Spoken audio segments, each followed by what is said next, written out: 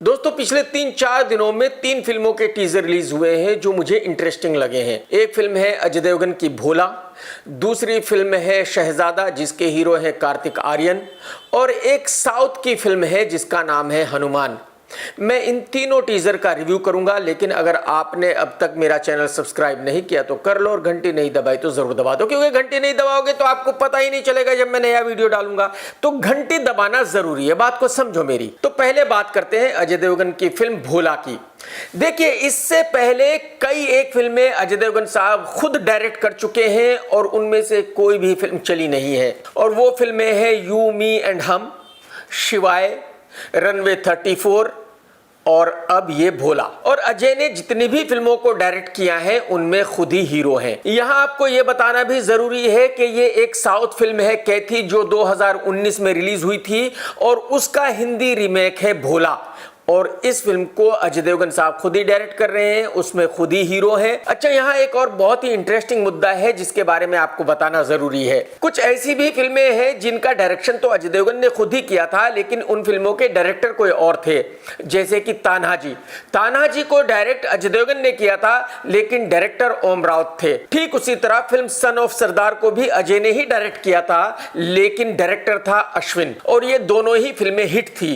इसका मतलब ये हुआ कि कुछ अजय देवगन के साथ ऐसा बैड लक है कि जब वो किसी फिल्म को खुद डायरेक्ट करते हैं और खुद का नाम एज ए डायरेक्टर डालते हैं तो वो फिल्म फ्लॉप हो जाती है, लेकिन जब वो किसी फिल्म का डायरेक्शन करते हैं और उसमें डायरेक्टर का नाम किसी और का होता है तो वो हिट हो जाती है। और यही बात समझ में नहीं आ रही है अजय देवगन के कि ऐसा उनके साथ क्यों हो रहा है, और यही वजह है कि वो बार बार एक के बाद एक फिल्म डायरेक्ट कर रहे हैं, फिल्म नहीं चल रही है, लेकिन उसके बावजूद भी वो ये मानने को तैयार ही नहीं है कि उनको डायरेक्शन नहीं आता है। और यहां अजय देवगन साहब बिल्कुल सही है। भाई, अगर उनको डायरेक्शन ना आता तो फिर तानाजी हिट ना होती, सन ऑफ सरदार हिट ना होती, तो वो दोनों फिल्मों का उन्होंने डायरेक्शन किया था और वो दोनों ही फिल्में हिट है। इसका मतलब अजय को डायरेक्शन तो आता है। तो इसका मतलब सिर्फ इतना सा है कि जब वो किसी फिल्म को डायरेक्ट करते हैं, उसमें खुद हीरो होते हैं और खुद का नाम एज ए डायरेक्टर डालते हैं, तो वो फिल्म फ्लॉप हो जाती है। यानी कि ये कोई पनौती लगी हुई है जो उतरने का नाम नहीं ले रही है। भोला का टीजर शुरू होता है, दिखाया गया है कि एक सरस्वती नाम का अनाथालय है जिसमें एक कोई छोटी लड़की रहती है और जिसको एक औरत ढूंढ रही है। यानी कि यह फिल्म एक लड़की की कहानी है। मैं आपको यहां याद दिलाना चाहता हूं कि शिवाय भी एक लड़की की ही कहानी थी, जो अजय देवगन की बेटी थी, उसको किसी ने किडनैप कर लिया था और उस लड़की को अजय देवगन को छुड़ाना था। और अब ये औरत इस बच्ची को बताती है कि कल तुमसे कोई मिलने आ रहा है। अब ये बच्ची हिसाब लगाना शुरू करती है कि भाई इसके कौन कौन से रिश्तेदार हैं और उनमें से कौन मिलने आ सकता है, लेकिन इस बच्ची की समझ में ही नहीं आता कि भाई उसको मिलने कौन आ सकता है। वो ये सोचती है कि भाई अगर मेरे रिश्तेदार मुझे मिलना चाहते तो मैं इस अनाथालय में होती ही क्यों।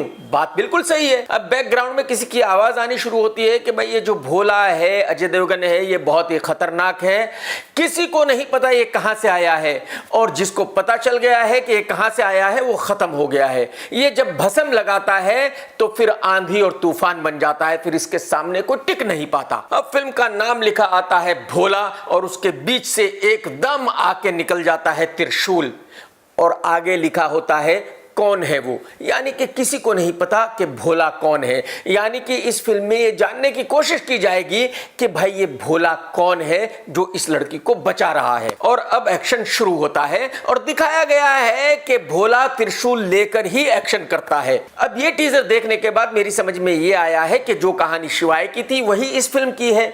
शिवाय में भी अजय देवगन एक लड़की को बचा रहा था, वो जिस भी तरह बचा रहा हो, और भोला में भी अजय देवगन एक लड़की को बचा रहा है, वो किसी भी तरह बचा रहा हो। और जैसे कि मैंने आपको बताया कि फिल्म शिवाय एक बहुत बड़ी फ्लॉप फिल्म थी, तो यही वजह है कि अजय देवगन को आज तक यकीन नहीं आ रहा है कि भाई शिवाय फ्लॉप हो चुकी है।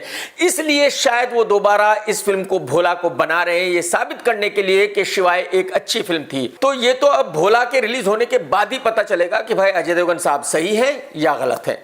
अब बात करते हैं कार्तिक आर्यन की फिल्म शहजादा की। यहां कोइंसिडेंस ये है कि भोला भी एक साउथ फिल्म का रीमेक है और ठीक उसी तरह शहजादा भी एक तेलुगु फिल्म का रीमेक है। तेलुगु में इस फिल्म में हीरो थे अल्लू अर्जुन और फिल्म का नाम है आला वेंकटपुरमालु। इस फिल्म का डायरेक्शन किया है डेविड धवन के बड़े बेटे रोहित धवन ने, यानी कि वरुण धवन के बड़े भाई ने, और फिल्म का निर्माण किया है एकता कपूर की कंपनी ने। टीजर चालू होता है और दिखाया गया है कि एक बड़ी सी हवेली का दरवाजा खुलता है और कार्तिक की एंट्री होती है जो घोड़े पर आता है। और अब कार्तिक का डायलॉग शुरू होता है कि भाई जब बात फैमिली पर आ जाए तो फिर कुछ नहीं सोचा जाता, सिर्फ और सिर्फ फैमिली को बचाया जाता है, फैमिली के लिए लड़ा जाता है, मरा जाता है। और ये बात बहुत ही इमोशनल है और 100% सच है। और अब कार्तिक का जबरदस्त एक्शन शुरू होता है। इससे पहले कार्तिक को कभी आपने इस तरह से एक्शन करते हुए नहीं देखा होगा, यानी कि ये एक नई तरह की फिल्म है कार्तिक के लिए। अब कार्तिक को दिखाया गया है स्कूटर पर और वो अपने सर पर गमछा बांधता है, यानी कि इस फिल्म में जो कार्तिक किरदार प्ले कर रहा है वो या तो यूपी से आया है या तो बिहार से आया है। और अब फिर से कार्तिक का एक्शन शुरू होता है जो एकदम अमिताभ बच्चन साहब की तरह एक्शन कर रहा है या फिर रजनीकांत साहब की तरह एक्शन कर रहा है। और पीछे से हीरोइन की एंट्री होती है जिसका नाम है कृति सेनन। यानी कि यहां यह बताया गया है कि इस फिल्म में खाली कार्तिक ही जबरदस्त एक्शन नहीं कर रहा है, बल्कि कृति सेनन भी इस फिल्म में एक बहुत जबरदस्त हॉट लुक में है और लोगों को पूरी तरह रिझाने वाली है, लोगों को पागल बनाने वाली है। तो इस पूरे टीजर को देखकर मैं ये कह सकता हूं कि इस फिल्म में कार्तिक एक नए अवतार में है। इस फिल्म में कार्तिक कॉमेडी भी कर रहे हैं और एक्शन भी कर रहे हैं और ये फिल्म बहुत ही इंटरेस्टिंग होने वाली है। बाकी बातें उस वक्त होंगी जब इस फिल्म का ट्रेलर रिलीज होगा और मैं उसका रिव्यू करूंगा। अब बात करते हैं तेलुगु फिल्म हनुमान के बारे में। इसका टीजर शुरू होता है और दिखाया गया है कि बहुत ही जबरदस्त वीएफएक्स किया गया है, बहुत बड़े बड़े सीन हैं और पीछे से आवाज आनी शुरू होती है राम।